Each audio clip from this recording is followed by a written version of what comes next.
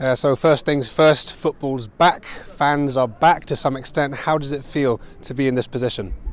Well, it feels, obviously it's a good feeling to be able to welcome some fans back into the stadium.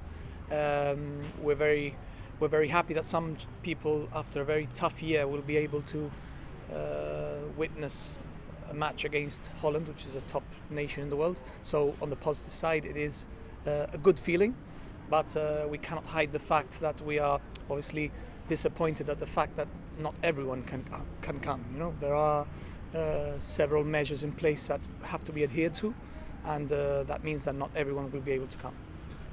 We are obviously having to strike a balance with safety here. We want access for as many people as possible, but the COVID consideration still needs to be taken into account. What's the relationship with Public Health Gibraltar been like? Well, this has only been possible because Public Health Gibraltar have allowed it. There are strict protocols from the side of Public Health and also strict protocols from the side of UEFA. UEFA has a return of spectators protocol that has to be adhered to anyway, in which national authority and national legislation is taken into account. So we have had to be working very closely with Public Health, who basically have set out and imposed the conditions under which spectators can attend. And the question everyone's waiting to get an answer to, how is this going to work? How are tickets going to be allocated? How is match day protocol going to go underway? What's happening? Okay, so the first thing I think that needs to be clarified is the fact that UEFA only permit a 30% capacity of any stadium. So we're looking around 600 tickets, give or take. So that limits the number quite a bit already.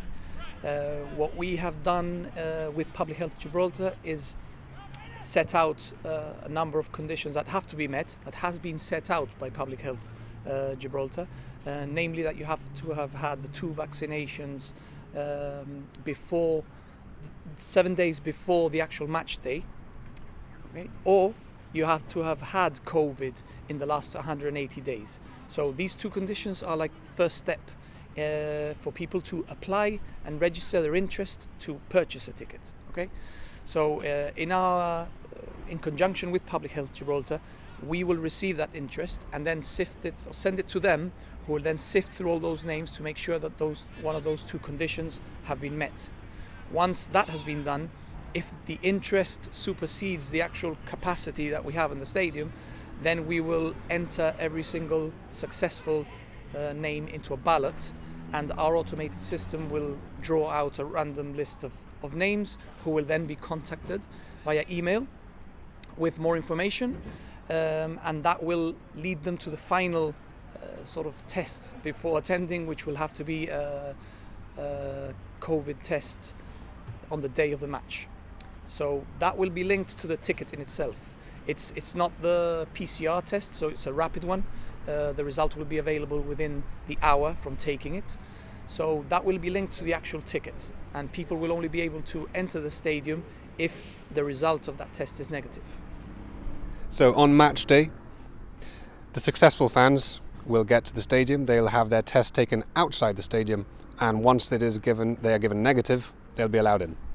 Correct, that's right. We will set up a testing site, which we still have to confirm where it will be, but the testing will be from 7 a.m. to 2 p.m. on match day. So it'll give us ample time to get through all the results and iron out any issues that may arise. And once those people get the negative result, then they know that they can come to the stadium at normal hours whenever we open it. And unfortunately for the younger fans out there, this is going to be an adult-only event. Yes, as I said in the beginning, it's unfortunate that we can't welcome everyone into the stadium, but I think the focus of this has to be that this is a pilot event. We're working with Public Health Gibraltar and with the government of Gibraltar to sort of help them to assess future events and how we are hopefully coming out of this pandemic, and that future events can also be carried out safely. So as much as we, and I'm sure the Public Health Gibraltar and the government of Gibraltar would love to have a full stadium, we have to sort of shift the focus to safety first, be precautious, take all the precautions necessary, and just make sure that we can have a full stadium the next time that we play here in September.